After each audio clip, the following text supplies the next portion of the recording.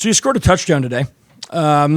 What goes through your head as you see RJ knock the ball to Mordecai's hands and you realize, I'm about to score here?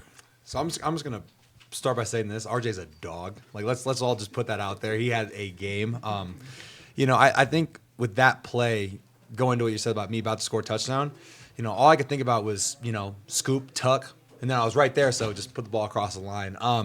It was an awesome feeling. I haven't scored a touchdown since I was in high school, so that was cool. My celebration's lacking. I'm not as choreographed as these receivers are, so I apologize if I look a little silly out there. I did like 3 spin moves. But no, it was an awesome feeling. Just going back to the basics. Don't let the moment get too big. So if the ball's right there, we're trained to pick it up. And then I was a lot closer to the end zone this time than the last one was. So yeah, it was good. Brennan, one of the best rushing teams in the country, and you pretty much shut them down all night long. I had to imagine you guys were feeling pretty confident in that fourth quarter when you began to shut them down again. I guess what was going through your mind, in terms of the focus of stopping the Badgers' rush? I think the 2 running backs they had, a ton of credit to them. They're electric guys. They both are super talented. But I guess every time we go into a game like this where they say they're going to run all over you, prove it. You got to prove that you can run all over us. And I think in this game we showed that, maybe they have some big guys up front and, they're really well coached. But, you can't out-coach effort. We're going to run to the ball. We're going to swarm you. So, yeah, you can make one guy miss, maybe 2, but you're not making all 11 guys on defense miss. And I think that's what kind of got them discouraged in the running game where they're like, we're breaking a tackle, but there's 3 other guys in front of us. And that really slowed them down. And I think we really want them to beat us over in the passing game, because we were really confident in our rush today. We were confident we can get Tanner off his line. And he made some plays scrambling. He's a really elusive guy. But at the end of the day, I think we rattled him enough in that fourth quarter to where it was basically, hey, let's go get after him. Brendan, you're kind of the wise old man around here with how long you've been here. Man? Jeez. You probably have, in terms of in the locker room, you probably have a good perspective of, what this win means for this university and for this town. Can you share what you think with us? I think this is just another defining moment in WSU history. I think for us, it's showing that it doesn't matter, what analysts say or what other people say about us. It's like when you come to Pullman, you have to play a complete game, or else we're gonna beat you. And I think all the guys in there, it was different from last year. I was talking to RJ about it in his locker in Connor, and it was like last year was a surprise. Like we go into Wisconsin, their house, Camp Randall, we win. I told those guys like, in the locker room at halftime, we expected to win. Like this is not a surprise moment. And of course it's great. Oh my gosh, what a goat just walked in the building.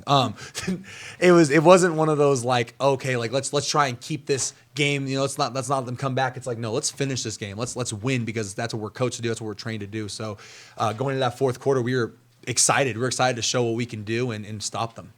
Last year, obviously, your defense made plays, but some of the turnovers just weren't there. It's only been 2 games, but you guys are causing multiple turnovers each week. How much pride do you take in that?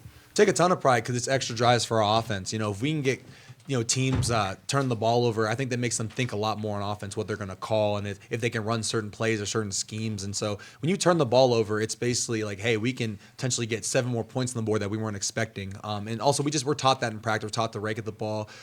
If we're going for sacks, a sack alone is a selfish act, and he proved that today.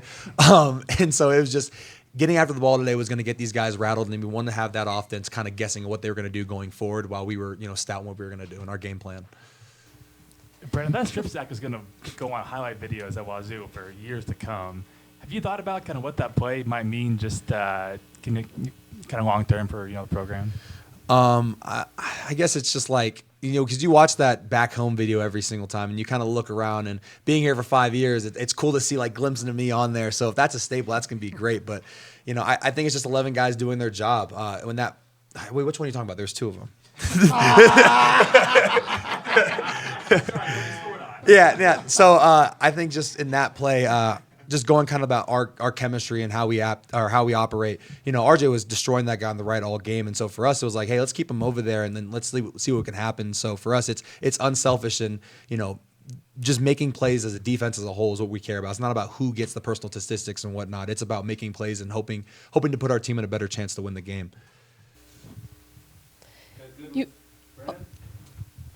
One more. Sorry. So before the game, you guys honored the late head coach Mike Leech.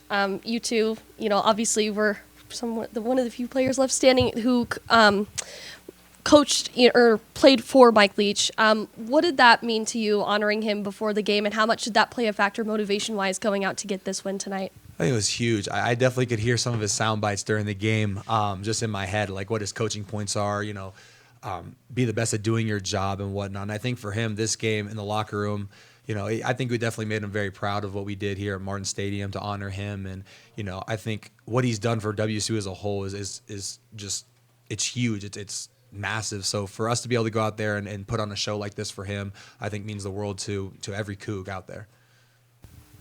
I know Austin called you the old guy, but you're not the only old guy.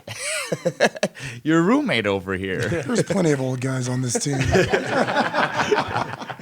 But, not to get too sappy here, but what does it mean for you guys to have those huge plays, the two of you? He forces the fumble, you recover it. What's that like for you? I think the coolest thing was when the fans rushed the field, a bunch of them came up to me and they're like, "Thank you for staying," right? And I think that just means the world, because for us, like we're bred Cougs, like we want to be here, and this is what we believe. We bleed crimson and gray. So hearing that, it was kind of like, it got me like a little teary eyed, because I'm like, guys, like, you don't understand. Like, thank you for giving us the opportunity to be here and wear these colors and basically represent this university. So I think plays are plays and whatnot, but just what we can do for this community, I think, speaks more.